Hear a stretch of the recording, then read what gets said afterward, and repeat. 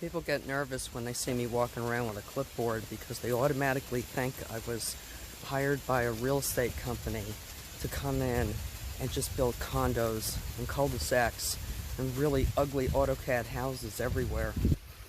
So I always let people know, even if they don't say anything to me, I try to strike up a conversation just to ease their minds, because you don't want to make your employer look bad. That's for sure. So I just talked to a gentleman down the road.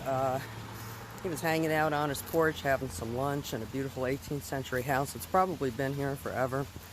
And we had a nice little conversation. He said, you know, Cornell scientists are down here all the time. I mean, it's just a gem for studying. Look at this pretty little stream right here.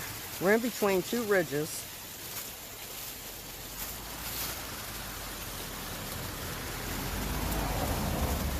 The ridge in front of me, which I'll show you a little bit later, is the Sriwangonk Ridge.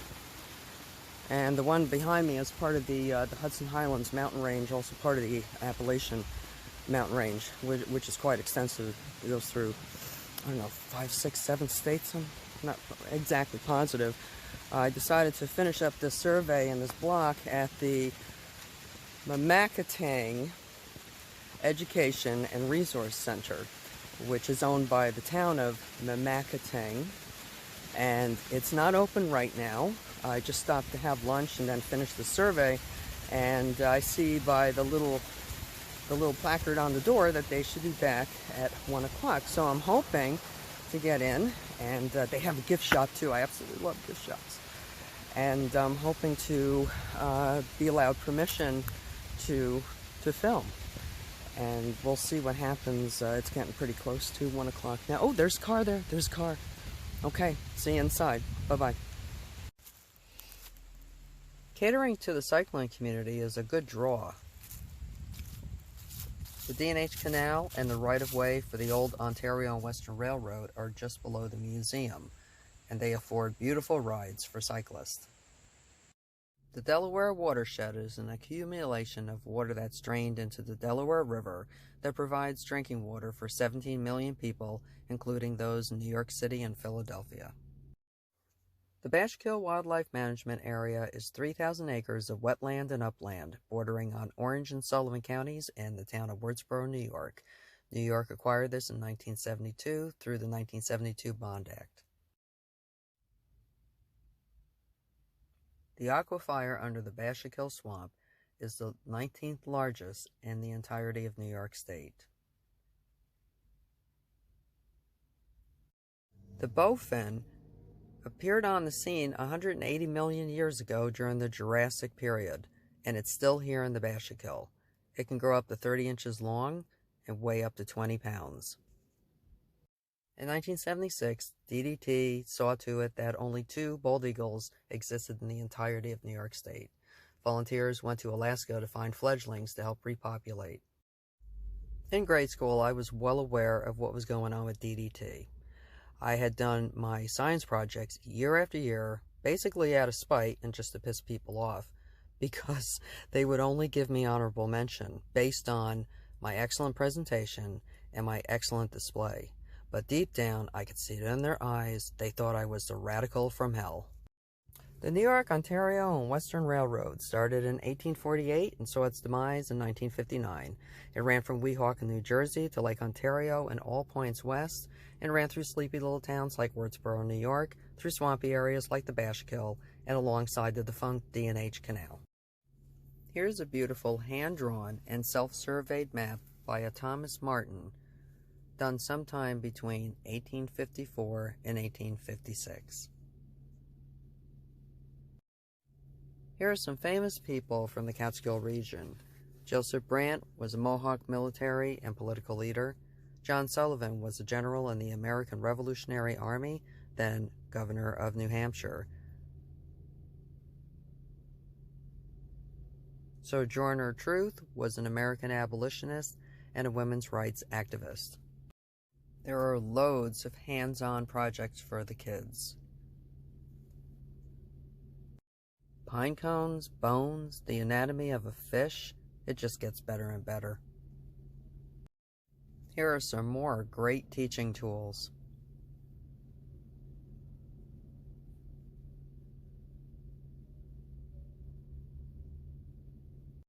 Cockroaches are all around us. I know it, you know it, but we never see them. Thank goodness these are in a box. The gift shop is a collection of donated handmade items. These wooden handmade boxes are made by a local fellow. The educational center even has a mascot hedgehog. Unfortunately, I didn't catch his name, but make sure you introduce yourself. He's adorable. The Mamakating Environmental Center was an abandoned house in 2018. By 2019, the town had taken it over and created this wonderful resource. I love self-guided nature tours, and if they have placards, I gotta read every one of them.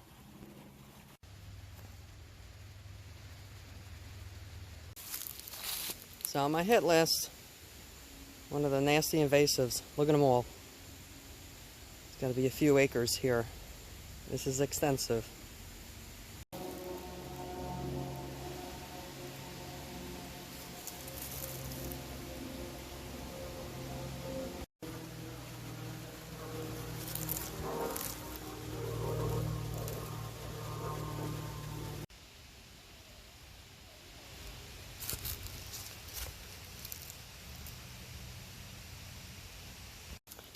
Remnants of the O&W Railroad.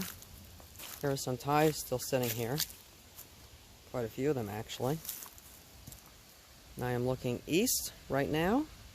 East towards Kingston, New York. Is that east? Yes. And this is west. That's looking towards Buffalo and Ontario, Lake Erie. And there it is. The Bashakill up close and personal, and it looks like it's pretty well flooded over. And up in the back there, that ridge, that's the Sriwangonk Ridge, and that goes from west to east, and it's a beautiful limestone mountaintop. And the Bashakill is quite large. It runs through 3 different counties, and this is about as up close and personal as I can get in the woods to it without drowning myself. I'm trying to find an open spot here so I can, there you go, I can show you the breadth of this magnificent beauty. Sitting between 2 mountain ranges. Water has been sitting here for a millennium.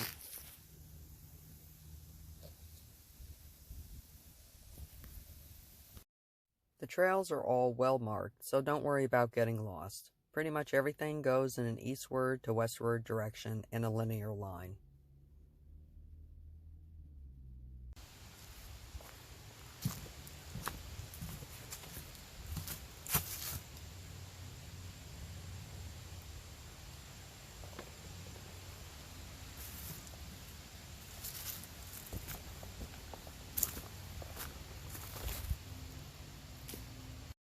"3,000 acres of wetland and upland." I took this video from the car because I hoped that the vehicle would give the size of the area some scale. Not to mention, I can't park on this road, but you can fish from it. You can park down the road about 100 yards at the DEC parking area, and then walk your way up to the bridge where there is some awesome bass fishing.